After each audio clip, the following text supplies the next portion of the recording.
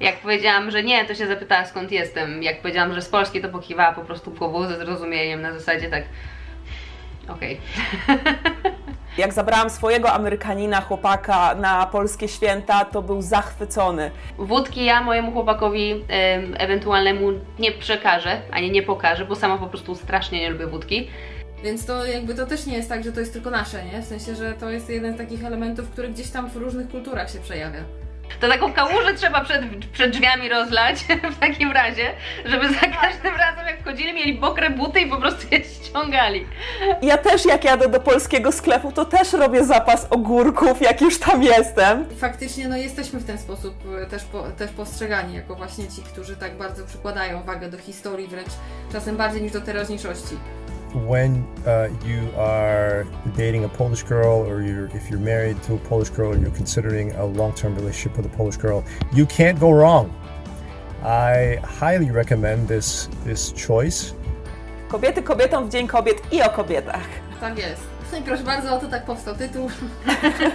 Dzisiaj obejrzymy sobie filmiki, które nadesłali mi Amerykanie na temat swoich dziewczyn, partnerek, żon, Polek. I opowiadali mi, co lubią takiego w Polkach, dlaczego Polki są takie wyjątkowe, czym ich fascynują, co im się podobało w Polsce, co ich zaskoczyło, jakie mamy dziwne jakieś przyzwyczajenia czy zachowania w ich oczach. Będzie to bardzo, bardzo zabawny odcinek i będziemy po prostu komentować i rozmawiać na temat tego, jak my widzimy tą naszą kobiecą polskość. Polka w Ameryce. Cześć boskie! No hej! Witajcie serdecznie na moim kanale. Jest mi bardzo miło, że zdecydowałyście się pomóc mi w odcinku z okazji Dnia Kobiet. Mamy Polka w Ameryce, Polka w Polsce i Polka na Teneryfie. Właśnie, mamy tutaj wszystkie zakątki świata. Jesteśmy w 3 różnych strefach czasowych. Dogadanie się w ogóle, żeby nagrać, to też było fascynujące.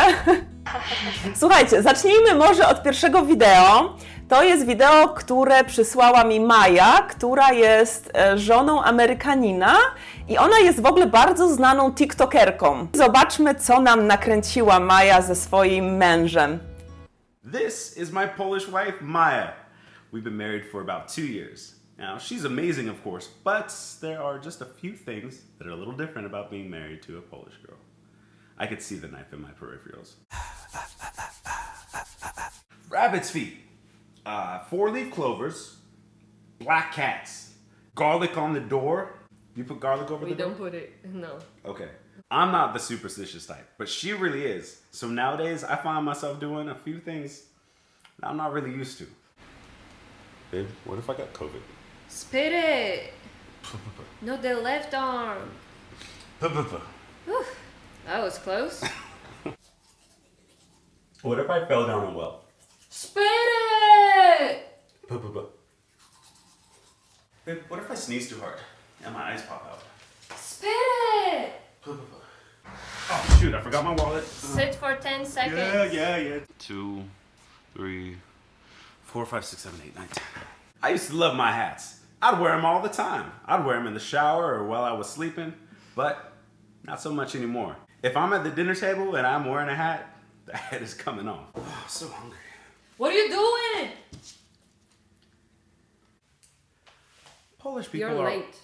No, it's just a few seconds. You're so- late. Having a Polish wife has gotten me to respect people's time. And now, I don't show up late anymore. No more lateness. Honey, I'm home. Ding. Late. Honey, Late. Try again. honey, I'm home. Oh my god, how late can you be? You are late, sir. Co myślicie o tych naszych przesądach takich, że trzeba właśnie przez lewe ramię splunąć, że trzeba usiąść, jak się czegoś zapomniało? Ja w ogóle z niczym takim się nie spotkałam akurat. Słyszałam o tym, ale osobiście się nigdy z niczym takim nie spotkałam. Czy macie takie koleżanki albo czy same w to wierzycie? Znaczy ja się wychowałam w takim miejscu, w którym właśnie były te przesądy właśnie związane z tym, że jak się wracasz po coś, to przysiąść na chwilę, albo że nie, na przykład jedną z rzeczą, którą pamiętam, to jest to, żeby się nie witać przez próg, I dopiero niedawno przeczytałam, w ogóle to jest bardzo ciekawe, niedawno przeczytałam, że to dlatego, że w słowiańskiej Polsce był taki zwyczaj, że jak kobieta poroniła, to ten płód, który urodził się martwy, był chowany w progu. I też jest to związane z tym, że jak małżonka została wprowadzana do domu, to mąż musiał ją przenieść, żeby tak jakby, że to on ją zaprasza, żeby ten duch tych nienarodzonych dzieci nie zatrzymał tej nowej kobiety i żeby nie przekraczać tej bariery, taka trochę z granicy dwóch światów. I miałam takie, okej, czyli to gdzieś te przesądy chyba jednak gdzieś mają jakiś korzeń, tak myślę sobie po przeczytaniu o tym, więc jakby to na przykład znam. Rzeczywiście te przesądy są, my nie znamy ich etymologii, ale one tam funkcjonują i faktycznie ja znam te przesądy właśnie. O splunięciu przez lewe ramię, albo na przykład o czerwonej wstążce na wózku dziecięcym, na tak zwany urok, żeby na dziecko nie było puszczany urok, to też znam, bo to też jest jakbyś taka słowiańska wiedza szeptuchowa i tak dalej, więc no tak, my jesteśmy bardzo przesądni i jednocześnie bardzo wierzący, nie? To też jest takie śmieszne. To widzisz, bo to bardzo ciekawe, u mnie nigdy nie było przesądów, nigdy nie było tych przesądów ani w domu, ani u dziadków, ani u rodziców, więc ja je poznawałam raczej w szkole, że są, typu odpukawnie malowane, z tym spluwaniem się nigdy nie spotkałam, z tym przysiadaniem na 10 sekund też się nigdy nie spotkałam. Czosnek na niepowodzenie to tak, w sensie na złe duchy. I na wampiry. I na wampiry, i sól też. Ale to bardziej nie polski przesąd, tylko to bardziej było już zewnętrznie, przychodziło razem z filmami jakoś. Także u mnie w drugą stronę. U mnie tej przesądności nie było, mimo że wiem, że istniała, bo gdzieś tam koleżanki czy tam ktoś cały czas gdzieś coś podpowiadał, ale u mnie to nigdy nie funkcjonowało, więc ja się z tym stykałam trochę jak z takim science fiction w pewnym sensie. Jedyne co robiłam, to odpukiwałam w niemalowane. To jest jedyna rzecz, którą robiłam. I dalej mam taki zwyczaj, że jak chcę coś zaklepać albo żeby się nie wydarzyło, to robię to. Tak, od spodu stołu, tak. Ja też pod stół, ja tak samo pod stołem musiałam stukać. Także tak, jesteśmy przesądne, bez hitu jesteśmy. Dla mnie to jest tak naturalne w zasadzie, że coś takiego jest, bo to jest coś takiego, w czym totalnie wyrastasz. To staje się takim stanem zero tak naprawdę, że tak się robi. Nie zadajesz tego pytania, albo kiedyś zadałeś, ktoś ci wytłumaczył być może, że to na przykład jest na to, żeby zaklinać to, że coś jest dobrego i to tak zostało, że tak przyjęłoś to takim, jakim jest. Mówmy się, że my te rzeczy przejęliśmy w momencie, kiedy byliśmy dziećmi, więc to, co nam ktoś powiedział, to mieliśmy takie, dobra, okej. Tak ma być. No ja bym na przykład nie przeszła pod drabiną, albo jak mi przebiegnie czarny kot drogę, to się wkurzam. Także też mam kilka tych takich przesądów, ale akurat tego ze spluwaniem to nigdy się nie spotkałam. Okej. Natomiast z tą punktualnością to powiem szczerze, że to zauważyłam tutaj w Stanach, że jako jedna z nielicznych osób na spotkanie zawsze przychodzę, czy do pracy, zawsze przychodzę o czasie albo wcześniej. I zawsze mówię, że właśnie wychowałam się niedaleko Niemiec, stąd to mam. Ale jakby też, ja na przykład też mam podobne przemyślenie, że faktycznie u nas punktualność jest taka punktualność i ten taki specyficzny rodzaj takiego ordungu, powiedziałabym. Być może to też bierze się z tego, że my pochodzimy z Wrocławia, który jest miastem poniemieckim, więc mamy ten ordung taki dosyć mocno niemiecki, że ma być poukładane i w ogóle, że trzeba być punktualnie. U mnie punktualność w chacie była mega istotna. Ja mam do punktualności stosunek niemiecki taki jak do wielu rzeczy w swojej rodzinie, czyli osobisty i własny, więc czasem jestem punktualnie, a czasem nie, to zależy tak naprawdę, ale tak, faktycznie, jeszcze teraz po wizycie na Teneryfie, gdzie tam jest ten taki hiszpański, maniana, na wszystko jest czas, to tym bardziej jest takie, kurde, ale ja mam po prostu musztrę jakby w sobie taką wkorzenioną, nie? Dobra, lecimy do kolejnego wideo. The biggest thing with Poland is I never realized how much they loved vodka. They drink it all the time. And also the Christmases are very, very different than from what I've experienced in America. Okej, jeśli chodzi o wódkę, to będzie temat, który będzie się powtarzał, także myślę, że kobiety także reprezentują dobrze Polskę i przedstawiają alkohol swoim mężczyznom, nie tylko mężczyźni kobietom. Natomiast te święta to faktycznie powiem Wam, że polskie święta są wyjątkowe. Ja spędziłam święta w Stanach, w Kolumbii, we Włoszech i nie ma, no żadne święta nie były tymi samymi świętami, które spędzam w Polsce. Jak zabrałam swojego Amerykanina, chłopaka na polskie święta, to był zachwycony. Faktycznie u nas jest tak, że my mamy bardzo obfite te stoły. Nawet jeżeli nie jest rodzina nie jest z tych takich, powiedzmy, bardzo, że tak powiem, bogatych, to i tak te stoły na święta zawsze były bardzo obszerne. I jeszcze na dodatek ta tradycja zostawiania jednego miejsca i tego, że tego posiłku jest więcej niż dla domowników. Tak. Więc no jest faktycznie, rozumiem, że ktoś, jakby ja nie przeżywałam nigdy świąt z kimś z zagranicy albo w jakimś takim zagranicznym obrządku, więc jest mi ciężko powiedzieć, jakie jest porównanie, bo ja znam tylko polskie święta, tak naprawdę. Ja w obcym kraju nie miałam świąt, ale u nas przy stole byli obcokrajowcy, co jakiś czas się pojawiali i byli faktycznie zdziwieni jakby obfitością i tym stylem biesiadnym polskich świąt, bo my mamy taki bardzo biesiadny styl, że nie tylko usiąść, zjeść, spotkać się, papa, cześć, na razie prezenty rozdane, albo w zasadzie tylko, żeby było, że święta, czek i tyle. Bo w niektórych krajach tak to wygląda, tylko my lubimy posiedzieć, właśnie też ten alkohol się w wielu domach leje, u mnie nigdy tak nie było, ale u mnie z kolei było zawsze dużo historii, czy zdjęć, czy po prostu gadania na jakieś tematy najróżniejsze, więc przyjemne, jakby nie zahaczające o jakieś takie tematy, na które można się pokłócić, więc ten czas zawsze był taki bardzo rozciągnięty, przyjemny. Też zabieraliśmy zawsze wszystkie zwierzaki do jednego z domów, w którym biesiadowaliśmy, więc te święta były takie naprawdę pokaźne. No i to zawsze robiło na nich wrażenie, faktycznie. U nas się z kolei wódka nie lała, u mnie w domu nigdy wódki nie było, więc ja jestem z tego domu, w którym było zawsze wino, a nie wódka. A sama reprezentuję bardziej nurt rumu niż jakiegokolwiek innego trunku, więc nawet tutaj jedyny alkohol, jaki mam, to jest butelka rumu.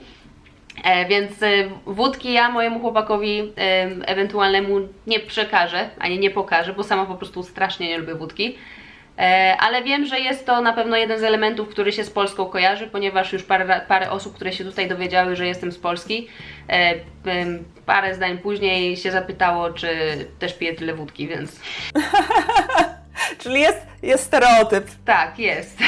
Tak, że Polak pije dużo wódki i że i na przykład jest też teraz, to jest do tego stopnia posunięte, że jak ktoś mówi, a jesteś z Polski, to chodź napijemy się wódki i odmawiasz, to ktoś jest zdziwiony w ogóle, także jak to, jesteś z Polski i odmawiasz picia wódki?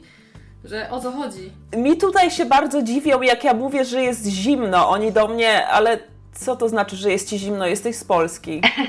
Także te takie misie polarne, które chodzą po ulicach, to jest chyba jednak jeszcze stereotyp. Tak. Tutaj wszyscy wiedzą, że ja jestem z Końś, na pewno nie stąd, ponieważ jak tutaj teraz jest zima, jest stabilne 22-23 stopnie, ludzie chodzą w kurtkach i butach ciepłych. Ja wychodzę tak jak siedzę, to już dzisiaj znowu kolejna osoba do mnie podeszła i się zapytała, czy mi nie jest zimno. Jak powiedziałam, że nie, to się zapytała, skąd jestem. Jak powiedziałam, że z Polski, to pokiwała po prostu głową ze zrozumieniem, na zasadzie tak okej. No tak, no bo tam jest ciepło faktycznie, znaczy nie jest letnio, ale jest ciepło faktycznie. Dokładnie. Dobra, lecimy teraz do kolejnego chłopaka, Tony. And then I came to Poland and I realized that, wearing your hat isn't like it is in the States. So younger generations who wear hats in the States don't typically remove their hat anymore. Older people will say it's disrespectful, whatever, I don't care. I wore one at work. I wore one everywhere. No one ever said anything to me.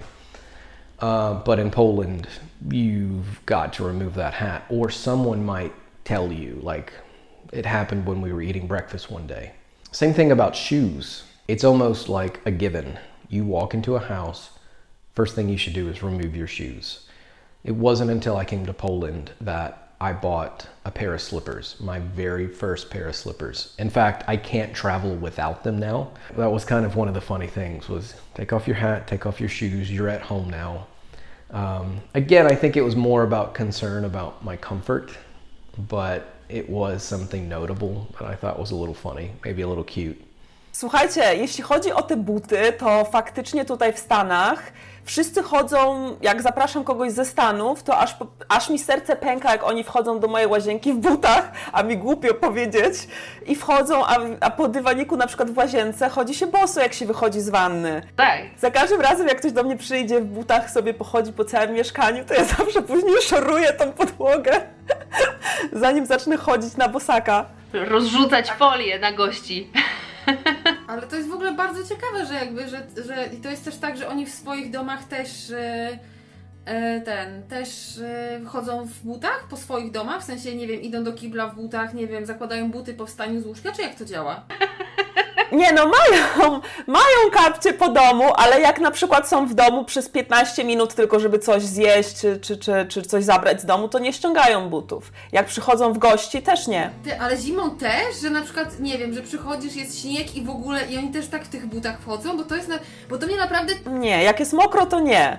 Jak jest mokro, to nie. To taką kałużę trzeba przed drzwiami rozlać w takim razie, żeby za każdym razem jak wchodzili, mieli mokre buty i po prostu je ściągali. Faktycznie u nas jest tak, że jakby że rzeczywiście to jest wyraz braku szacunku, że wchodzisz do kogoś z butami. Chyba, że ktoś ci powie, że możesz zostać w butach, bo to tak jak jest na przykład u mnie, nie? Ale i tak po wejściu chcesz od razu je ściągnąć. No tak, no bo jakby na przykład jak ja sobie myślę o tym, że właśnie chodzę boso, to jakby ja nie po to sprzątam w chacie, żeby ktoś mi wnosił kamienie, czy na przykład czy jakieś, wiesz, drobinki szkła, no bo weź wchodź, ja boso po ulicach raczej nie chodzę, a to jest trochę, mam takie poczucie, jakbym chodziła boso po ulicy, jeszcze jakby, no jakoś dziwne to jest z tym chodzeniem w butach po domu, to tak jakieś tak, no nie wiem, niekoniecznie mi to pasuje, znaczy z drugiej strony rozumiem, ale z trzeciej strony gdybym miała zaprosić kogoś, to bym poprosiła, żeby ściągnął buty. No bo kurczę, pójdą moje zasady, jeżeli ktoś pozwala na to, żeby wejść do niego w butach, to ja i tak najczęściej zdejmuję, bo ja najbardziej lubię chodzić boso, więc to jest jakby też moja kwestia komfortu, więc jak mogę, to zdejmę, tak czy siak. Ale w waszych domach rodzinnych ściągało się zawsze buty i miało się kapcie dla gości. Tak. Była taka specjalna szafeczka, no. Jest cały przedsionek tak dokładnie z szafką, gdzie są dodatkowe kapcie dla gości, miejsce, gdzie można zostawić buty.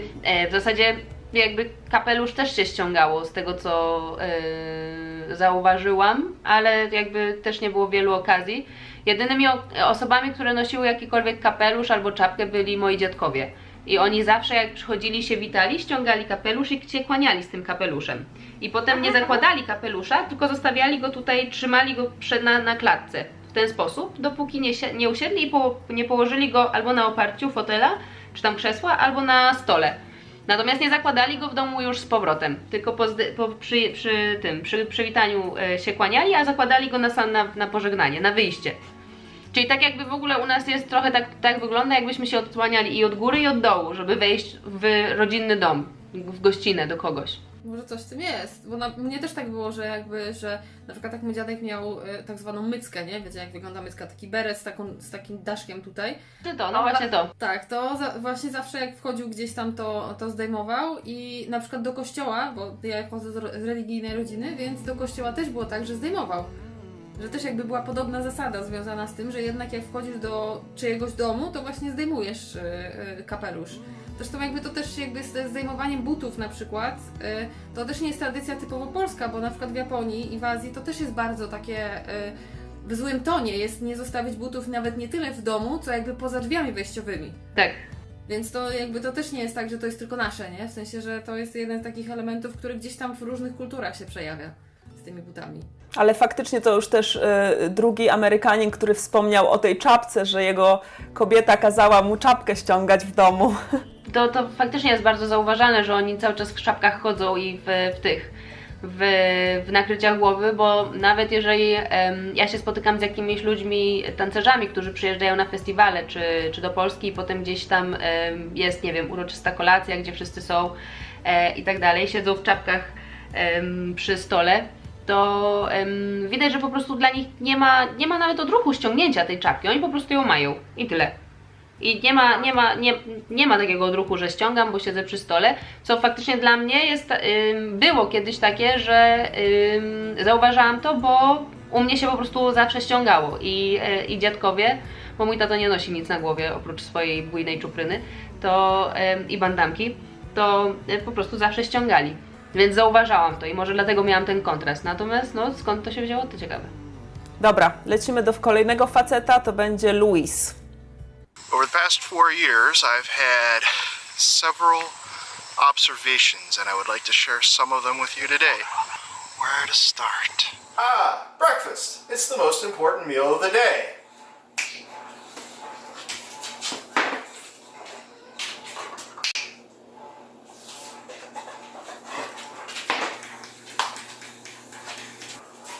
Kanapki.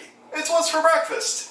So growing up in communist Poland, my girlfriend's parents told her not to drink the water because there was tadpoles in it. And if she did, she would have frogs growing in her stomach. So now she drinks this Diet Coke. Now I'm sure you're saying, but Lou, this is Diet Pepsi. Oh no, it's all Diet Coke. My girlfriend prides herself on being fiscally conservative, and one of her favorite pastimes is to go to the dollar store. Ah, the dollar store. This brings me to my next word, Agorki Kishana. I remember it fondly. It was October 8th, 2016, National Pierogi Day. I took my girlfriend on one of our very first dates. And while we were standing in line, she started talking about Agorki Kishana.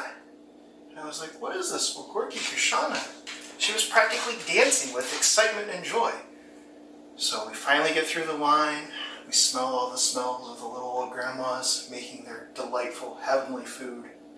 And we sit down, and one of the first things she does is take this big, huge bite of this pickle. And then she looks at me, rather sadly I might add, and throws it on the ground and says, it's just a pickle. The Agorki Kishana are cucumbers in brine. Since our local Polish store is over an hour away, we like to stock up. So in closing, I would like to say that my girlfriend is very fun and unique, and she's given me many adventures for which I'm grateful for. That's all the time I have for today. Please remember to like, subscribe, and comment, and perhaps I'll make a video of my adventures as an American in Poland. By the way, visit Poland. Pa. Słuchajcie, Luis jest super facetem, jest od kilku lat właśnie z Polką i mam go na Facebooku i on zawsze chwali się, uczy się polskiego i właśnie pokazuje swoje postępy i dostał ostatnio jakiś tam medal w tej aplikacji, bo ileś tam dziesiątek dni z rzędu już Duolingo. uczył się tego polskiego. Duolingo, no. Jest super fajnym, śmiesznym facetem i bardzo fajnie zrobił to wideo, jestem mu bardzo wdzięczna. I ja też jak jadę do polskiego sklepu, to też robię zapas ogórków, jak już tam jestem. I faktycznie mi też mój chłopak Amerykanin cały czas mówi, że ja nic, tylko jem kanapki na śniadanie. Ja nie potrafię nic innego zjeść, ja muszę zjeść kanapki. Jak wy macie? Może Kaja zacznie.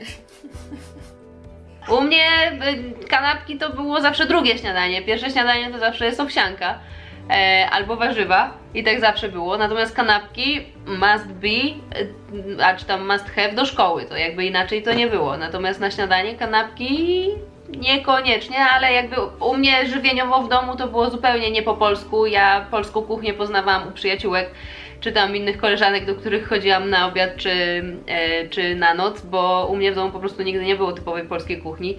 Jakby pod tym kątem zupełnie tej tradycji nie kontynuowali moi rodzice, ani dziadkowie też, więc kanapki nigdy się nie pojawiały, ale ogórki kiszone były zawsze.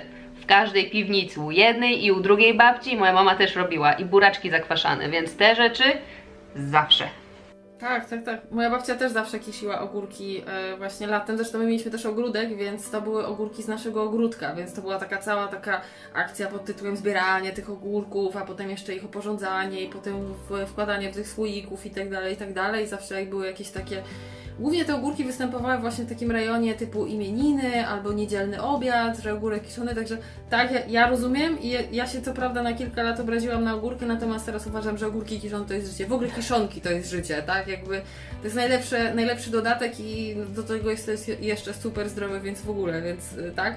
Natomiast a propos tych zakupów i robienia na zapas nie tylko ogórków, bo jakby ja teraz nie kiszę ogórków, tylko też rzeczywiście kupuję, ale kupowanie na zapas to ja akurat rozumiem, bo to jest zwykły, czysty pragmatyzm. Po prostu zamiast chodzić do sklepu co kilka dni, ja po prostu nie muszę tego robić.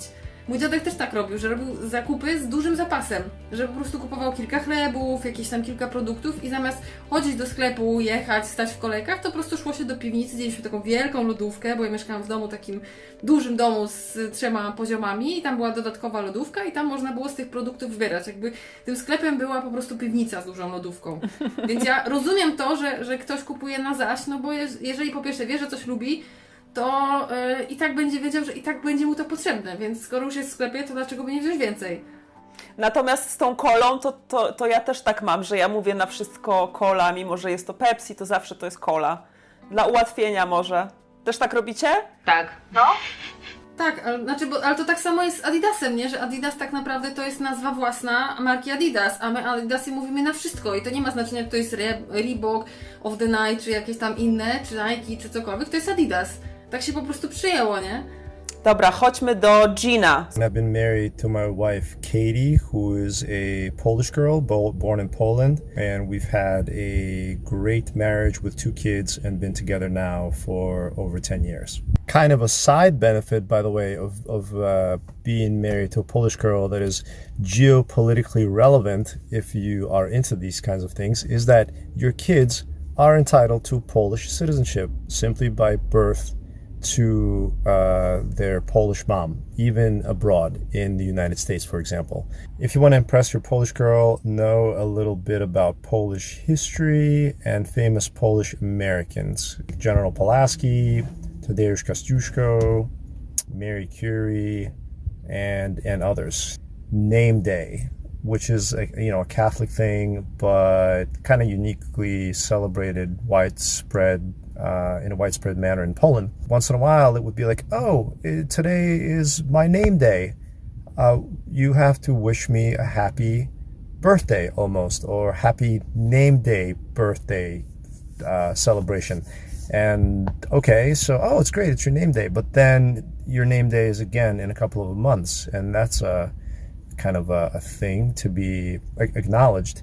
So, this was new to me. I wasn't aware that this could repeat itself every few months for the more common names. The traditions with the family must be celebrated and abided by. And as such, I have to drink the white borscht soup every Easter, which is not my favorite dish, but I've learned to make sacrifices. And but of course, overall, the food is great. If you ever go to a Polish restaurant, I mean, the food is phenomenal. It's usually fresh, kind of very similar to German food. But dishes can, aside from pierogies, there's very good duck and chicken, and all kinds of, goulash and pancakes and things like that. So all of that will go over very well if you have not previously been exposed to it. Some cultural things that I've learned being married to a Polish girl. It's important to highlight that Poland has a difficult history of being dominated by other countries like Germany and Russia, and this has caused a tremendous innate feeling of patriotism and an expression of patriotism by the Poles in different parts of history, and kind of it's the only thing that kept the country together. So I've learned what's very important is not to cheer for countries like Germany in the World Cup or ever when you're watching a sporting event. And really the same goes for Russia. And if you are from Russia, and you are a Russian-speaking male, you may not get the warmest reception by the Polish relatives and especially maybe males in the family circle. And you sort of have to bring something else to the table, or else you're going to get basically killed by the family. No, I'm kidding. You're not going to get killed. But you have to be aware of the cultural challenges and the historical wrongs done upon the Poles, and be kind of sensitive to it. When you are dating a Polish girl, or if you're married to a Polish girl, or you're considering a long-term relationship with a Polish girl, you can't go wrong.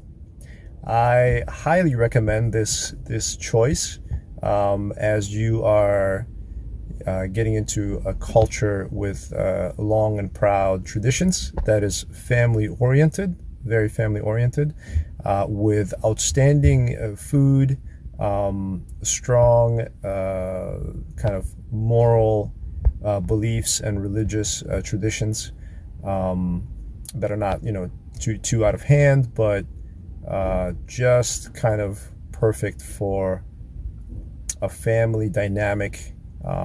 And of course, you're dealing with intelligent, capable, and independent and strong women at the same time. And so I don't think you can do any better in any country on the globe. So do yourself a favor, go out and go get yourself a Polish girl, and you will be happy for the rest of your life. Wiem, że to była długa wypowiedź, natomiast bardzo mi się podobała, bo wiele ważnych czynników Jean ugryzł, jeśli chodzi o w ogóle Polskę, nie tylko o polskie kobiety, ale o naszą tą polskość. I podoba mi się to, że docenia to, jak nasza kultura jest zróżnicowana, jak dużo wpływu na tą kulturę miała nasza historia naszego kraju, jeśli chodzi właśnie o Niemcy czy o Rosję, tak jak wspomina. Podoba mi się to, że docenia nasze jedzenie, podoba mi się to, że... Nawet mi się podoba to, że się śmieje z imienin, bo faktycznie jest to coś wyjątkowego w naszym kraju. I powiem wam taką anegdotkę, że jak byłam młoda, to świętowałam swoje imieniny co roku 12 grudnia, bo kiedyś zobaczyłam, że było napisane 12 grudnia Aleksandra. I dopiero po latach się skumałam, że to było imieniny Aleksandra faceta, czyli Olka, nie Oli, nie Aleksandry. Więc świętowałam zawsze co roku, jak byłam dzieciakiem, imieniny męskiego Olka. Ja słyszałam, że z imieninami jest tak, bo generalnie to było tak, że ja swoich imienin przez bardzo długi czas nigdy w kalendarzu nie mogłam znaleźć, bo mojego imienia po prostu przez długi czas w Polsce nie było zbyt wiele. Więc dopiero potem dołożyli w kwietniu KI, oprócz Łukasza i jeszcze jakiegoś tam imienia. Ale ja usłyszałam, że z imieninami jest tak, że świętuje się te imieniny, które są najbliżej twojej daty urodzin. O proszę. Ale jakby legitna jest ta wersja, że można świętować parę razy w roku, jeżeli ma się popularne imię, to wszystko spoko. Właśnie. Ja mam urodziny, znaczy ja mam imieniny tylko raz w roku i to jest 24 marca, czyli chwilę przed moimi urodzinami, więc...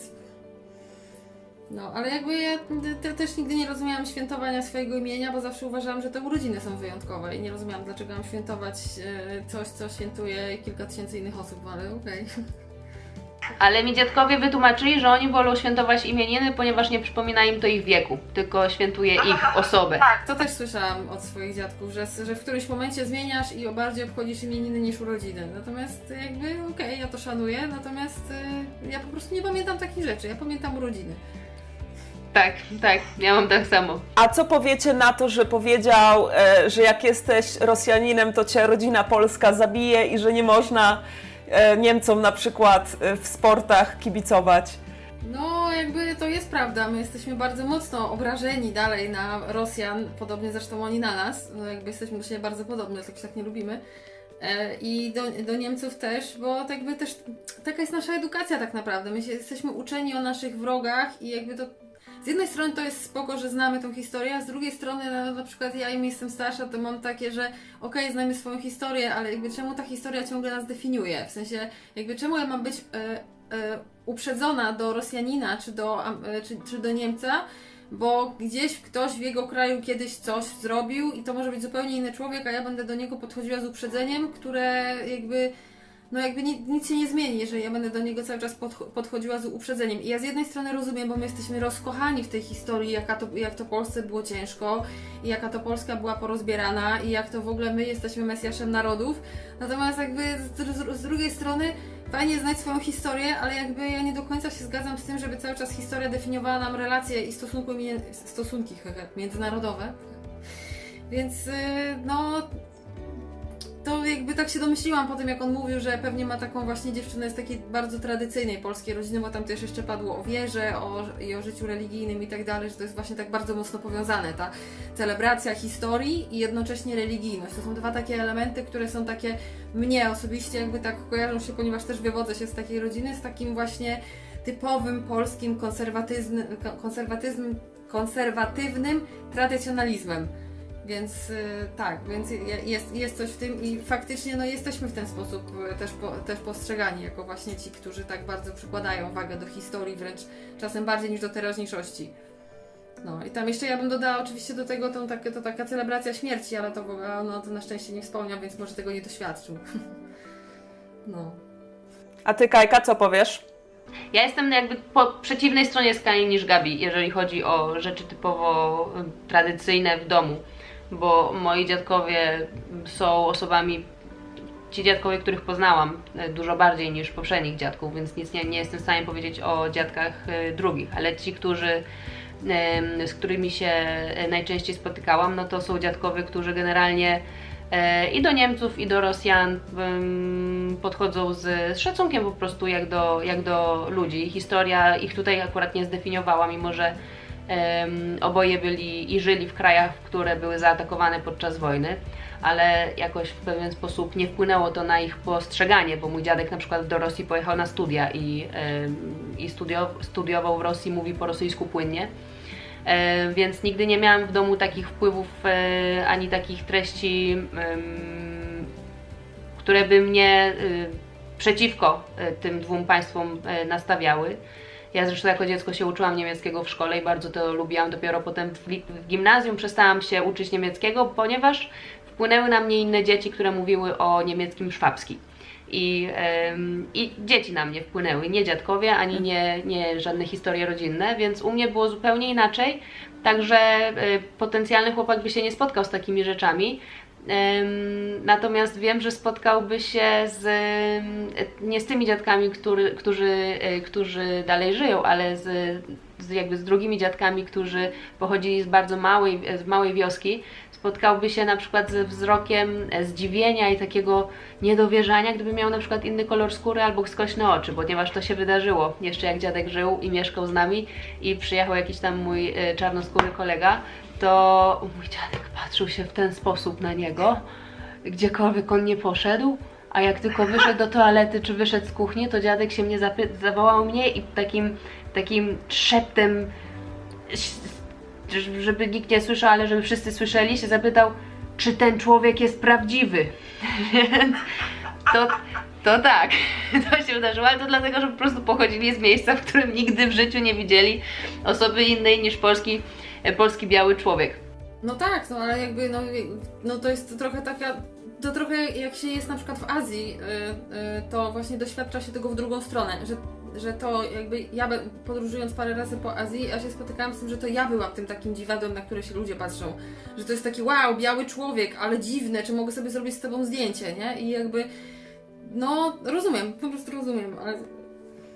Także dla mnie też jest ciekawe słuchać tych wszystkich stereotypów, ponieważ ja wiele z nich znam z opowieści, nie z własnego domu, ale z opowieści i dla mnie jest po prostu ciekawe widzieć, że one funkcjonują faktycznie w świecie do tego stopnia, że wpływają na ludzi, którzy wchodzą w związek z Polkami. To chodźmy do Roberta. I'd like to tell you what I have experienced when I'm dating a Polish girl that has been different than dating other girls, especially here in the United States. It's a little weird, but the way she cleans and how she likes things to be clean. I remember when we moved in together, I wanted to clean up the bathroom, the kitchen, wipe down. Now, you know, I'm a guy, but I do consider myself a decently clean person. However, when she got home that evening, as much as she was surprised that I did so, it almost looked like I took away the enjoyment that she gets, that apparently her mother gets. And I remember how my mother, being Polish, and my grandmother too, of cleaning your own place. As impressed as she was and thankful, she also seemed a little bit disappointed that she was unable to go ahead and do those things herself that she liked, which I find kind of strange because I feel like most people, as long as it gets done, but her attention to detail is so specific, she proceeded afterwards to go through and see everything that I did and make sure I did it correctly. I used the right chemicals, which I was told I should rely more on vinegar than other cleaning supplies. Another thing is cooking too. While we do like to eat out, cooking at home for her, especially Polish recipes that she learned from her mother, has to be done a certain way. But when she cooks and it doesn't come out the same way as her babcia or her mother, she tends to get very upset and then starts to swear in her native tongue, Polish, and the word kurwa gets thrown around an awful lot if anything's out of the ordinary. And I find myself to be a decent cook, and I like to go and help. I tend to just leave her be, let her cook, let her command everything. Tends to work out. Usually, if it's other types of food, she likes help on or getting things ready. But when it's her zone and she has a recipe that she knows what she likes, it's definitely one of those things of like, just let her do it and sit back in the other room and just listen for the swearing to happen. So that's another thing I've noticed with dating a Polish girl is you're definitely going to hear all the swearing in Polish, and you're definitely not going to want to be there if the food doesn't come out the right way. But you're still going to eat it, that's for sure. I feel like being a girl from Poland and all those other things have made it to where she is more attentive and more dedicated to family time. And she likes to go out and do things that I've found that other girls in America have done. But I also feel like family is very important to her. While we've been together, whether I'm with her or not, she makes it a point to visit her aunts in New York City, where they live, her parents, her sister, and keeping a tight bond with that, which is something that I feel like in this day and age, especially with social media, people don't keep that bond as a physical one is seen as much. And I'm not saying it's necessarily a Polish thing with dating a Polish girl, but it most definitely is something I've noticed that's different, and not in a bad way. I do like it. It's nice to see. To teraz tak, powiem szczerze, że ten komentarz, jeśli chodzi o tą naszą rodzinność, że lubimy trzymać te więzi rodzinne, że wolimy się spotykać w realu, to faktycznie jest coś, co sobie cenię jako Polka, że nie wystarczy mi tylko taki kontakt właśnie przez Zooma, że faktycznie lubię mieć to quality time z bliskimi osobami. I też ta rodzinność, to już nie pierwszy raz któryś Amerykanin mówi o tym właśnie cieple takim rodzinnym i o chęci spędzenia wspólnie czasu. Natomiast jeśli chodzi o kurwowanie, to faktycznie mi też się często zdarza, niekoniecznie przy gotowaniu. Natomiast rozumiem ten taki też polski, kobiecy temperament, gdy coś nie wychodzi, to faktycznie można pod nosem czasem. Znaczy, ja odnoszę się od tyłu. Jeżeli chodzi o rzeczy związane z octem, to jakby ja to znam ze swojej rodziny i to jest po prostu taki domowy sposób na radzenie sobie z brudem. Na przykład u mnie się octem myło okna, bo wtedy lepiej błyszczą i na przykład jeżeli chcesz się pozbyć zapachu i tego takiego pyłu remontowego, to nic Ci tak nie wyczyści jak ocet, wiem, bo sprawdzałam. I to jest taki po prostu domowy sposób, to jest tak samo jak domowe sposoby leczenia, takie właśnie słowiańskie, że po prostu ludzie sobie radzą z tym co masz. Zresztą jakby dzisiaj, nie wiem jak w Ameryce jest teraz, natomiast w Polsce jest boom na robienie chemii do prania samodzielnie i między innymi ocet jest jednym z takich elementów, który się nadaje, żeby zmiękczać odzież. Więc to jest taki środek, który jest mi znany i ja na przykład, ja pochodzę z dużego miasta, ja się urodziłam we Wrocławiu, natomiast moi dziadkowie, moja babcia pochodziła z okolic Wielunia w Wielkopolsce, mój dziadek z okolic Bułżenina, który też jest w Wielkopolsce i to były małe miejscowości, więc być może stąd się to bierze. Natomiast dla mnie takie rzeczy jak właśnie czyszczenie octem, jak to, że jak się coś poplamy, to są jakieś takie domowe sposoby, to jakby to jest takie dosyć, nie jest to dla mnie zaskakujące, to jest takie, no tak, no ja też tak robię, więc tak. Tak, u mnie też czyszczenie octem i sodą oczyszczoną było od zawsze. Te dwa elementy w różnej konfiguracji się pojawiały, plus jakieś tam skórki od owoców, czy jakieś inne sytuacje właśnie do dezynfekcji czy do czyszczenia, więc dla mnie to też jest nic nowego. Z tym czyszczeniem to ja się trochę uśmiecham, ponieważ z jednej strony mam to z domu, z drugiej strony ja tak mam, że jak wchodzę do jakiegoś nowego miejsca, to też sprawdzam, jak wygląda czystość i wolę posprzątać mimo wszystko sama jeszcze raz, żeby wiedzieć, że na pewno jest czysto tak, jak ja bym chciała, żeby było czysto. Także pod tym kątem tak. Natomiast już potem, jak już jestem w jakiejś przestrzeni i ktoś sprząta, to nie mam potrzeby sprzątania po nim, bo jakby to nie o to chodzi. Chodzi o tą pierwsze wejście do nowego miejsca, w którym mam zostać na dłużej. No, czyli na przykład wynajmujesz mieszkanie i wtedy myjesz sobie wszystkie naczynia albo i w ogóle, bo wiesz, że Ty to zrobisz w taki sposób, jaki Ci odpowiada, odpowiednio to odkazisz, no bo też nie wiesz, kto czego używa. Dokładnie o to chodzi.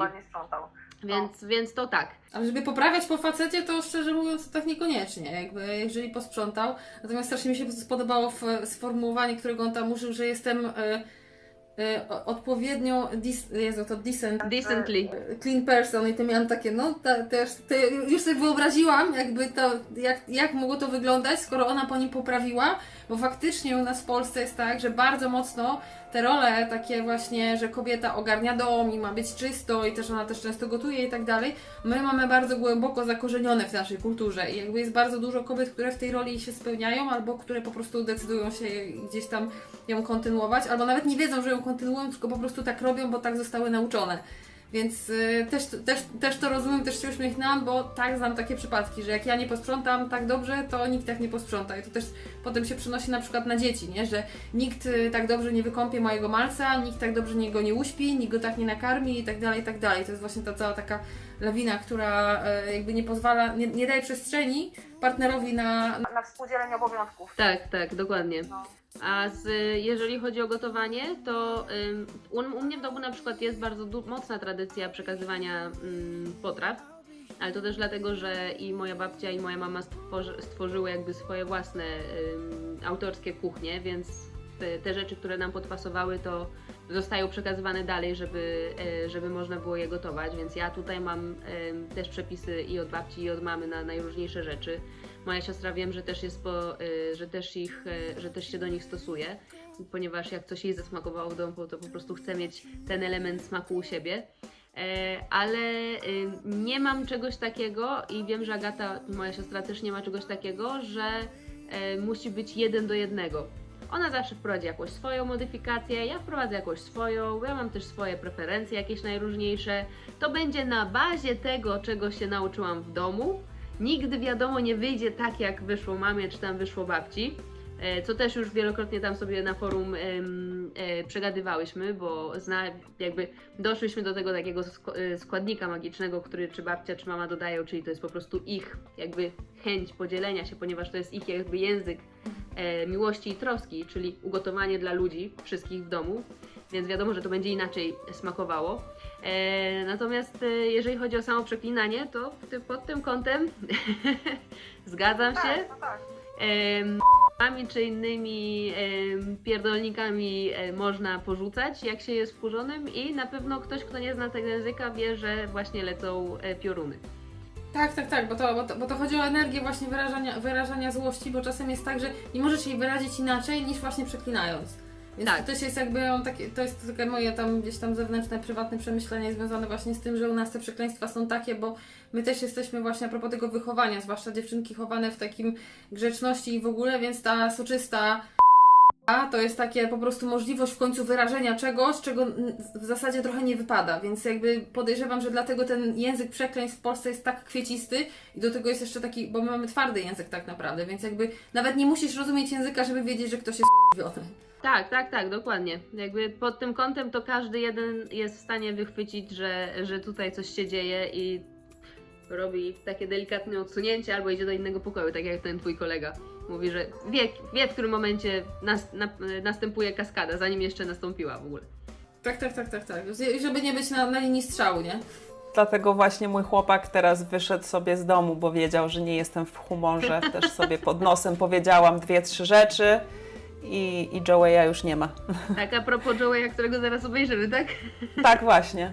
Właśnie, zobaczmy teraz mojego chłopaka. Zobaczmy, co mój chłopak w takim razie, mój Amerykanin, powiedział. I have a Polish girlfriend who does a few weird things that I kind of like now that I know her so well. So she does laundry, and after she puts everything in the washer, she'll move her clothes to the dryer, but that means she hangs it up on a rack inside of our apartment. And it's kind of weird. It takes up space. I'm not used to it because I use a dryer. But now that she's done it a few times, it always makes our apartment smell nice. It smells like flowers in there, so I kind of like it. Another thing that she does is for breakfast, she always has little sandwiches. They're open-faced sandwiches, and she puts on some kind of spread like pate, a jam, or jelly, and sometimes she adds cold cuts to it. Now, any type of cold cut she calls ham, whether it's pastrami, bologna, turkey, she'll always call it ham, and that's what she usually eats in breakfast with some vegetables. So the last thing that it was kind of weird at first, but I think I got used to it. She loves a Polish vodka, and as an American, a vodka is a clean, pure spirit. And for her, a vodka is more like a liqueur. It's sweetened, it's flavored. I think her favorite is Sopritza. So I'm definitely not saying it right, but Soplitza, I think. And it's actually pretty tasty. It tastes like raspberries, or I think they have strawberry flavor, and it's actually pretty good. You can get drunk off of it. Więc kto ogląda już mój kanał, to wie, że uwielbiam soplicę pigwową, a uwielbiam ją dzięki właśnie Gabrysi, z którą zaczęłam pić ten trunek. Z sokiem jabłkowym, nie? Tak, tak. I faktycznie te kanapki to jest też coś, co muszę mieć koniecznie na śniadanie. I faktycznie jak robię pranie, to nie używam suszarki, tylko wieszam to wszystko. I mieszkanie ładnie pachnie. Powiedzcie, jak wy robicie pranie, czy wy używacie w ogóle suszarki? Ja nie mam suszarki. Nie, w ogóle... U mnie zawsze było tak, że pranie wywieszało się albo w piwnicy, bo na dole była pralka, więc ono zawsze tak dziwnie pachniało. Albo na dworze, bo jakby mieliśmy podwórko, natomiast ja uwielbiam to, na przykład jak wracamy z jakiegoś wyjazdu i zaczyna się ten etap prania i potem w całym domu pachnie. Ja po prostu uwielbiam zapach świeżego prania, to jest dla mnie tak komfortowe, to jest takie, nie wiem o co chodzi z tym zapachem, ale w ogóle mega, mega to lubię i faktycznie to zabiera miejsce, natomiast z drugiej strony ma to jakoś tam swoją zaletę. Z trzeciej strony też rozumiem dla kogoś, kto jest przyzwyczajony do tego, że ma na przykład pralko-suszarkę, że jakby po co wywieszać pranie, skoro ono wyjmuje się suche. Więc faktycznie jakby, bo po prostu my jesteśmy też, trzeba pamiętać o tym, że my jesteśmy wychowani w kraju, który tak naprawdę dopiero od tam kilkunastu lat, tak można powiedzieć, że się wzbogaca, więc nas stać na takie sprzęty, ale no przecież u nas się kiedyś prało w pralce frani, tak? Więc takiej Bo na tarce, więc... w ogóle się prało na tarce. Dokładnie i jakby takim obrazkiem, jak ja sobie tak pomyślę o takim polskim obrazku wsi na przykład, czy jakiegoś takiego podmiejskiego stylu, czy takiego nadodrza wrocławskiego, no to jedną z rzeczy, z takich elementów, którą ja kojarzę, to są po prostu takie wielkie połacie prania, tak, białych pościeli, tak, w ogóle, czy tam zwisających z okien w tych starych kamienicach, więc my jakby mamy po prostu tak, że wieszamy pranie, żeby przynajmniej było świeże i pachnące. No, w dzisiejszych czasach to tak różnie bywa z tym, jak jesteś w dużym mieście, w którym jest taki smog, ale jakby dla mnie bardziej naturalne jest to, że wywieszasz pranie, poza tym no, pranie wywieszone na słońcu to jest zupełnie inna jakość prania niż pranie, które jest nawet najfajniej wysuszone w najbardziej zajebistej, nowoczesnej suszarce. Po prostu przyciąga takim słońcem. Ja uwielbiam robić pranie latem, bo właśnie jest te rzeczy są zupełnie inaczej, one po prostu schną. Także no... Słońce całkowicie wybija te wszystkie zapachy, które jakieś się osadzają na praniu, czy tam zgniłej nitki, czy coś się dzieje, to słońce natychmiast to osusza i wypala. Co tutaj bardzo doceniam, będąc w Hiszpanii, gdzie w zasadzie w Hiszpanii, na Kanarach, gdzie jest to afrykańskie słońce i wystarczy dosłownie godzina, pranie jest wysuszone i to tak w taki przyjemny, właśnie fajny, słoneczny sposób. ale u mnie w domu też zawsze pranie się rozwieszało, ponieważ raz, że ładnie pachnie, ale dwa, że pranie nawilżało przestrzeń, powietrze nawilżało w pokoju, więc to też jest jakby właśnie chodziło o ten aspekt nawilżenia. Ja pamiętam moją babcię jeszcze piorącą rzeczy w takiej wielkiej misie na tarce i rozwieszającą to, więc tak, to był w ogóle cały taki rytuał prania. Raz na jakiś czas wszystko się zbierało, prało i się rozwieszało na podwórzu albo gdzieś, także myślę, że faktycznie u nas to jest raz, że kwestia historycznych jakichś tam zaszłości, czy ekonomicznych i tak dalej. Co Joey powiedział o kanapkach na samym początku, to o tych kanapkach już rozmawialiśmy, natomiast powiedział o pasztecie i o szynce. Ja się uśmiechnęłam, bo jak ja jem kanapki, to też albo jem z pasztetem, teraz już wegańskim, jeżeli jest. Niestety tutaj ubolewam, ponieważ na Kanarach nie ma pasztetu wegańskiego, więc nie mam mojego ulubionego smarowidła do kanapki, jeszcze z Polski, natomiast na każdego rodzaju szynkę to faktycznie To jest po prostu szynka. spotkałam się z tym, że wszyscy mówią szynka, jak ktoś się wydaje, ale to przecież jest chorizo. To ktoś mówi, no ale przecież to jest w plasterkach, więc to jest szynka, no to o co ci chodzi? No tak, jakby nie ma znaczenia z jakiego mięsa, jak jest w plasterkach i jest mięsnym czymś, to jest szynka. Disclaimer, w moim przypadku jedyna różnica była taka, że u mnie się jadło jeszcze kiełbasę żywiecką, więc żywiecka to była żywiecka. Bo to jest kiełbasa, no właśnie, ale szynka to jest właśnie ta taka, która właśnie jest z tych wszystkich filetów, te jakaś sopockie, jakieś takie inne, zawsze jest szynka, to żadna poręcz, to jest szynka, więc tak, faktycznie tak jest. Więc tutaj się uśmiechnęłam, ponieważ też to kojarzę, że wszystko jest szynką. Wszystko jest albo szynką, albo po prostu kolą. Albo Adidasem. Albo Adidasem. Dokładnie. Tak. No to słuchajcie dziewczyny, to podsumujmy. Jakie są w takim razie Polki w oczach Amerykanów? Bardzo pragmatyczne. Ja bym powiedziała, że takie bardzo rodzinne i zasadnicze, tak bym powiedziała, i jakby bardzo mocno przenoszące tradycje i historię. I to jakby od takich bardzo ogólnych rzeczy typu historia Polski, jak historia związana z tym, że ja wywieszam pranie w domu. Tak, w takich domowych elementach i przywiązanych bardzo mocno również do tego, żeby ten dom ze sobą przynosić taki, jak się znało. Zresztą ja sama to widzę po sobie, że to jest taki mój element tutaj poczucia takiego bezpieczeństwa dla siebie samej, jak jestem w nowej przestrzeni, czy gdziekolwiek nie jadę i jestem w nowej przestrzeni. I ten aspekt